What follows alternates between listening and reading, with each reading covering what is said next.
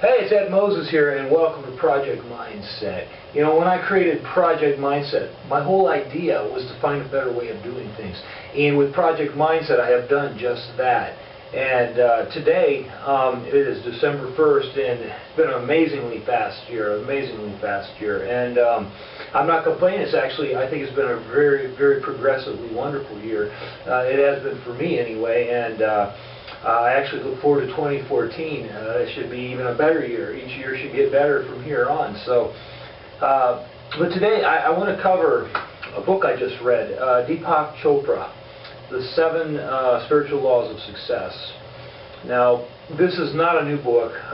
By all means, it's been around for a while, and it's a very important book as far as I'm concerned. And you know, even though I'm going to basically review it, I'm already going to tell you it's 2 thumbs up, because you know, not only have I read this book, but I have the audio tapes that I listen to quite frequently as well, and the audio tapes are pretty much word for word from the book.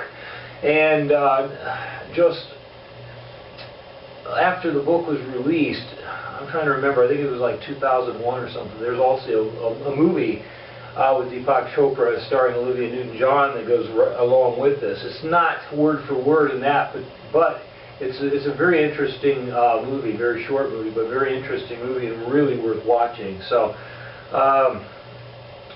but when it gets right down to this particular book, the Deepak Chopra 7 Spiritual Laws of Success, there's some very key factors that I think play a very important part in the progression of actually becoming successful, you know, not just in the mind but on a spiritual level. Because what a lot of people don't realize is the ego mind plays a lot in the part of keep holding you back from the success that you would like to have in your life. And when you read this book, what you're going to find is, although it's a short read, you need to sometimes read between the lines and really understand what Deepak is saying. I actually, because I listen to the audio tapes quite frequently, and you know, I have the book, I started to pick up on some things that are some very important points that he does make in this book. And one of the most important points that I feel that he's made is basically, and I've heard other spiritual leaders say this, actually taking time to be silent. That's something he covers in the book, and I want to clarify something when he's talking about, you know, taking time to be silent. What this is actually doing is it's taking the time to quiet the ego mind and actually put yourself in a position where you don't think about anything. And I know this is hard for a lot of people to do, and it takes practice. Anything good takes practice, and essentially it is something that if you want to start becoming more creative, there is a process to it, and it is, you know, take it slow. Be silent for a short period of time. Take just a few moments, maybe a 15-minute period, and then increase it. And one thing, if you can actually do this, if you can find the time, be silent for a whole day, or even a couple days, and just let the creative juices flow. Because actually what is happening at this point, when you have actually taken the time to quiet down the ego mind, or you know, the conscious mind, you've actually allowed the subconscious mind to move in and the creative process to take over. And a lot of people can't do this very well. And I'm going to tell you right now, it's a fact, that if you cannot shut down the conscious mind for any period of time to allow the subconscious mind to do its job, you're going to have a lot of trouble with your creativity. You're going to have a lot of trouble changing the current position that you are in life, because the conscious mind wants to control everything, the ego mind. So that I think is one of the most important points of this particular book, and which leads, to the law of least effort, because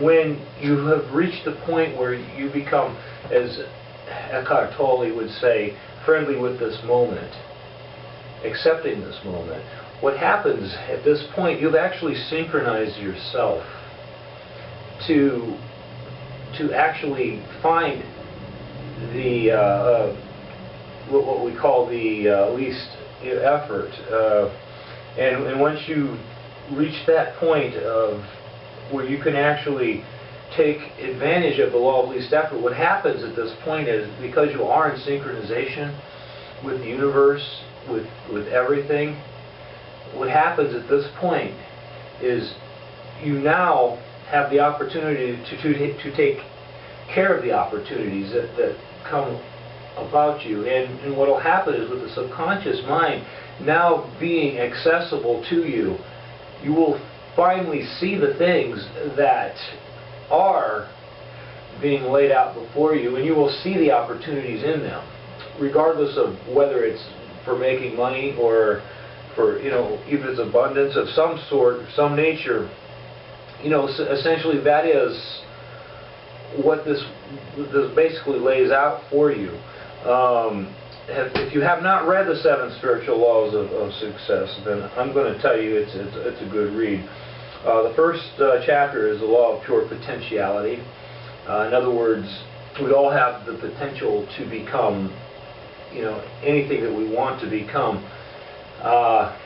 However, you have to meet there. On a spiritual level, the criteria to actually to meet that particular goal, or there's a better word for it, for that potential. And what you basically have here is, you got the law of potentiality, the law of giving, and actually the law of giving and receiving, as he would state it. And that's a pretty simple phrase. When you are generous in such a way where you don't mind giving, what happens is the universe you will receive also, and you have to be open to that. You have to give and you have to receive. It's the circulation of things. It is also the reason money is called currency. So remember that. That is a very important aspect, the law of giving. The other is, we've got the law of karma, cause and effect. It's more of a balancing than anything. It is not necessarily, people say, I have bad karma. Well, it's just a balancing of energy.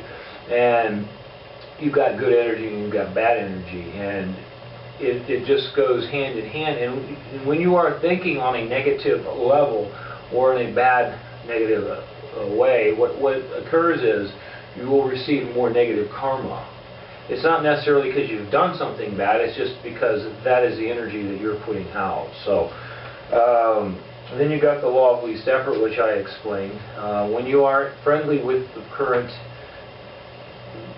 now, when you are friendly with now, this very moment, and accept this very moment as the only moment there is, the law of least effort will come into play, because what will happen is, as I said, you will see these opportunities roll out in front of you. These opportunities will roll out in front of you, and you will know to take advantage of them. And through these opportunities, you will see the success that you actually wish to have in your life, regardless of what kind of abundance it may be that you are in search of. And the law of intention and desire. And basically what this is saying, that once you are synchronized with the universe, with all levels of these 7 laws, what happens is you have the intention Therefore, you've actually put the message out to the universe that, hey, this is something I want. This is something I want in my life. Maybe it's a car, maybe it's a career change. But this is something I want. And basically what happens is the desire, through the intention and desire, what happens is, because this message has been put out there, and if you are in sync in all areas of these 7 laws, what will happen is you will receive these opportunities to you. But you have to be in sync, and you have to be open to them. You can't ignore them when they're placed in front of you. A lot of people will make up excuses for why they don't take advantage of the opportunities. And the law of detachment is the 6th law, or chapter 6. And the law of detachment is very essential. In other words, what you may have a goal in mind, something that you really want, but you have to detach from that goal in the sense of, this is exactly what I want. I have to have exactly this. You don't want to put a must on it. You have to keep open to what does come your way, and it could actually become a better gift than what you thought it would be. Perhaps there's a car that you want. Maybe you're settled for the regular model, and then all of a sudden, through this law of detachment, somehow you end up with a better model of that same particular car. So so stay detached from it, so there is no disappointment, and so that you can be open to receiving whatever it is that does come your way. The law of Dharma, which is, of course, your purpose in life.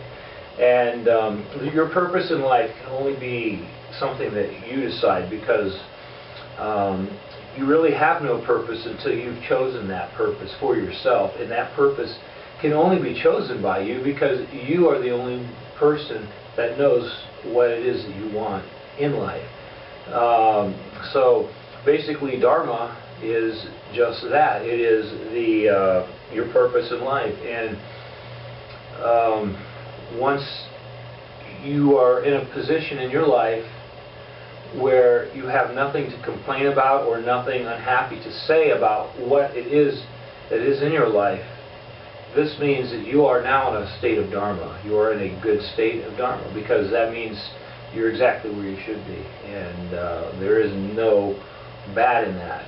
Of course, there is no bad in that. So, but that pretty much, that's the book. It's a very short read. It's a very good read. And I'm telling you, it's something, if you take the time to actually get this book and read this book, read it a couple times, because what you're going to find is there's a lot of things in this book that you might miss the first time around, or even the second time around. You might want to read it many times. I got the audio and I listened to it a lot. There are so many good, there's so much good information in this book that I just can't put it into words. All I can do is recommend that you read the book, because there's so much growth in this particular book. There's some other books that he writes as well that, one I'm going to be reviewing here shortly. I haven't finished yet, but this by far is definitely a classic and a must-read. So if you haven't read it, I suggest you go out and get a copy, read it, like I said, many times, get a real good understanding of it, and follow these ideas that he sets out, because you will see a difference in your life. You will find a difference in your life. So anyway, when I created Project Mindset, my idea was to inspire people to find a better way of doing things. And how you use Project Mindset is it's really up to you. But I can tell you one thing: Project Mindset is a better way. I thank you for taking the time to watch this video, and hope I've inspired you in some way to take advantage of the information that's available here. So you have a great day, and I will see you in the next video. Bye now.